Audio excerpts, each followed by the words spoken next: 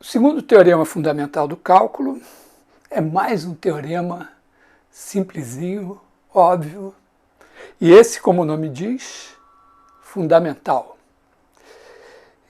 A ideia é bem simples.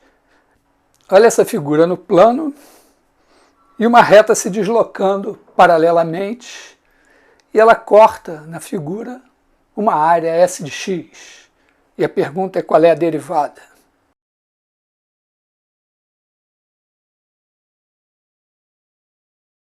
Quando você faz S de x mais h menos S de x sobre h, você tem a base média vezes a altura, que é a própria h, dividido por h, você fica com a base média.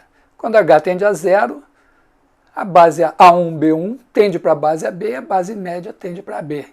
Então a derivada de S é a seção, o segmento AB. E aí a gente leva isso para funções, faz a mesma coisa. Pega uma função definida num certo intervalo, fixa um ponto, x0, define a função f de x como sendo a área de x0 até x. E olha para a derivada. Esse aí a gente faz de mais técnico, supõe que a função é contínua. Então o que acontece? A diferença f de x mais h menos f de x é uma integral. Vamos pensar h maior que zero. Para h maior que zero, ela está entre o sup vezes h e o inf vezes h, que são esses dois retângulos aí. Divide por h, está entre o sup e o inf. Só que quando h tende a zero, como a função é contínua, isso tende para o fzinho de x. Então esse é o teorema. Mas vamos dar para ele um enunciado mais pomposo, mas que diz mais a questão de fundo. Repara, o teorema do valor intermediário é um teorema em que você tem um problema que é achar um ponto. Aqui o problema é, dada a função, achar uma função cuja derivada é aquela. E o teorema diz exatamente isso. Se você der o valor da função que você está procurando num ponto e a derivada em todos os pontos, se a derivada for contínua, você tem a sua função. Bom, esse teorema tem tantas aplicações, certamente você vai ter muitos anos para se divertir com isso. Mas vamos dar uma aplicaçãozinha que é a construção do logaritmo. Você está acostumado com a definição do logaritmo. O logaritmo de x na base b é o número y, tal que b elevado a y é o número x que você tinha. Esse logaritmo tem propriedades conhecidas. A primeira e principal, pensando no logaritmo com função f, é f de xy, é f de x mais f de y. A segunda, que f de 1 é zero. A terceira é que f de b, se b é a base do logaritmo, é 1. Pensa o seguinte, definir esse logaritmo é difícil, né? Porque você precisa da exponencial. Já pensou assim, quanto é que é o logaritmo de raiz de 2 na base π? Ou mesmo na base 10? Trabalhoso, né? Então, talvez valha a pena a gente discutir um pouco essa definição. A ideia é que você tenha a exponencial para números racionais e já penando. E aí a gente estende para os irracionais continuamente. Vamos tentar um outro caminho usando o teorema fundamental do cálculo. A primeira questão é a seguinte, e se essa função logaritmo, como a gente espera, for derivável? O que a gente pode dizer? Ora, se o logaritmo é derivável, a gente pode fazer uma continha.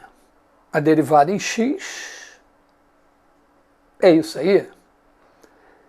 Usando o fato de que a diferença dos logaritmos é o logaritmo do quociente, a gente pode fazer uma primeira passagem. Em seguida, um truque sórdido. Já que o logaritmo de 1 é zero, vamos subtrair o logaritmo de 1. Por quê? Porque isso tem uma cara de derivada. O h tende a zero, então o h sobre x tende a zero. Só que no denominador não está h sobre x. Então vamos fabricar um h sobre x no denominador. Bom, agora está legal. Quando h tende a zero, h sobre x tende a zero. Essa fração aí tende exatamente para a derivada do logaritmo em 1. E o 1 sobre x está parado.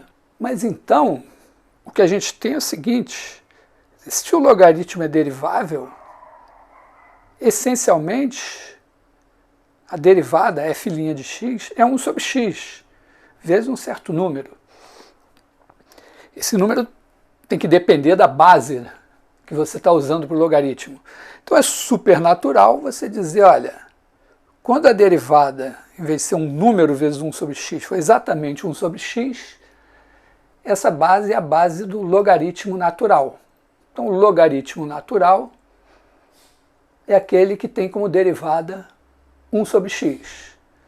Vamos deixar isso em suspenso e vamos examinar as propriedades desse logaritmo natural. Bom, esse logaritmo natural, já que a derivada é 1 sobre t, pelo teorema fundamental do cálculo, a gente sabe que em 1 ele vale 0, então a gente define como sendo a integral de 1 até x de 1 sobre t dt. Essa área aí, para cada x, você tem a área que dá o logaritmo. Muito bem, vamos tentar refazer a coisa das propriedades. Propriedade de um logaritmo de 1 é 0. Bom, esse é o teorema fundamental do cálculo de novo. Terceira propriedade tem uma demonstração geométrica bonitinha, que o log de x vezes y é igual ao log de x mais log de y, baseada nessa definição.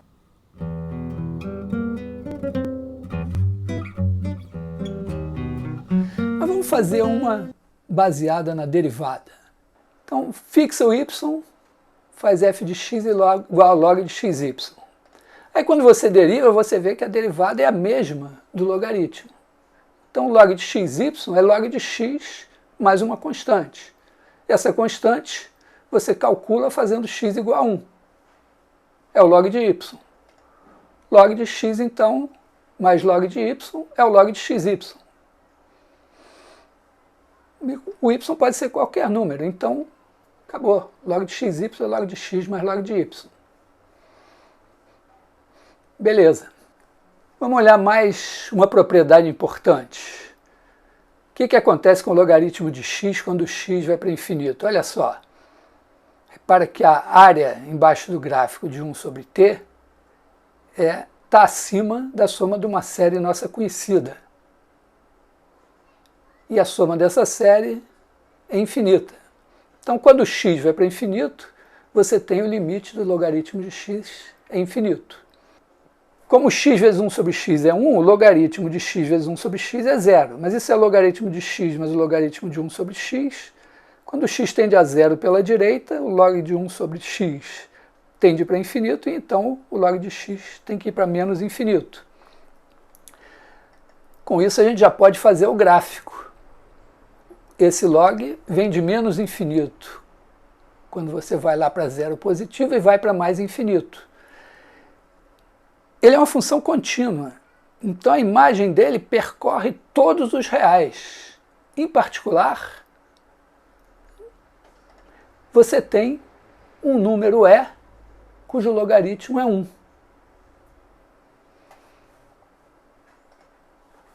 Ora, esse número e, então, vai ter a seguinte coisa. Você faz uma continha e você vê que, pelo menos para os racionais, logaritmo de e elevado a q é q. E a ideia, estendendo por continuidade, significa que o logaritmo de e elevado a x vai ter que ser x para os irracionais também. Então, ele define a função exponencial como a inversa do logaritmo e ela coincide com e elevado a x para esse número e, cujo logaritmo é 1. Beleza. Vou mostrar mais uma propriedadezinha. Não é só o logaritmo que vai para infinito. Também o fato é que ele, dividido por x, vai para zero no infinito. Essa a gente pode fazer com áreas. A gente pega o x, o logaritmo de x, é essa área aí, e bota um a entre 1 e x. Então, coisa boba, logaritmo de x é logaritmo de a mais logaritmo de x menos logaritmo de a. Mas olha só, botando altura 1, a gente pode escrever as coisas em termos de área. O logaritmo de x menos logaritmo de a é uma área que está dentro do retângulo de altura 1 sobre a e base x menos a. Vamos dar uma folga e substituir o x menos a por x. Bom, e o logaritmo de a é uma areazinha que está dentro do retângulo de base a menos 1 e altura 1. Então, também dando uma folga, o logaritmo de a é menor que a. Daí você tem que o logaritmo de x é menor que a sobre x mais 1 sobre a.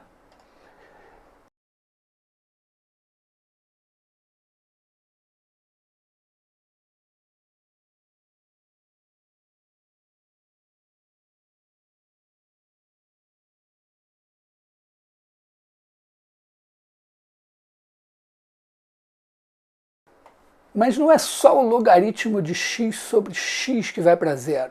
Na verdade, o logaritmo de x sobre raiz de x, raiz enésima de x, qualquer potência alfa maior que zero, o logaritmo de x sobre essa potência vai para zero. Vamos partir do logaritmo de x sobre x igual a zero e fazer uma continha. Só prestar atenção.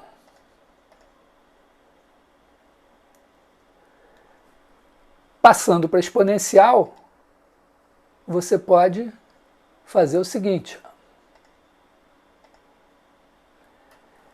Então você tem, para qualquer alfa, o logaritmo de x sobre x elevado a alfa tende a zero no infinito. E para qualquer beta, ou qualquer alfa, y elevado a beta dividido por e elevado a y também vai para zero no infinito. Voltando então ao nosso logaritmo na definição antiga.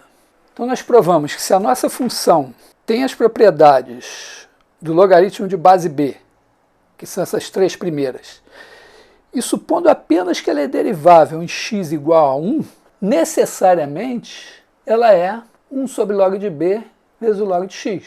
Bom, essa é uma definição muito mais fácil. Então vamos trocar a definição do logaritmo e fica como exercício mostrar que satisfaz todas as propriedades que você possa imaginar do logaritmo com a definição antiga.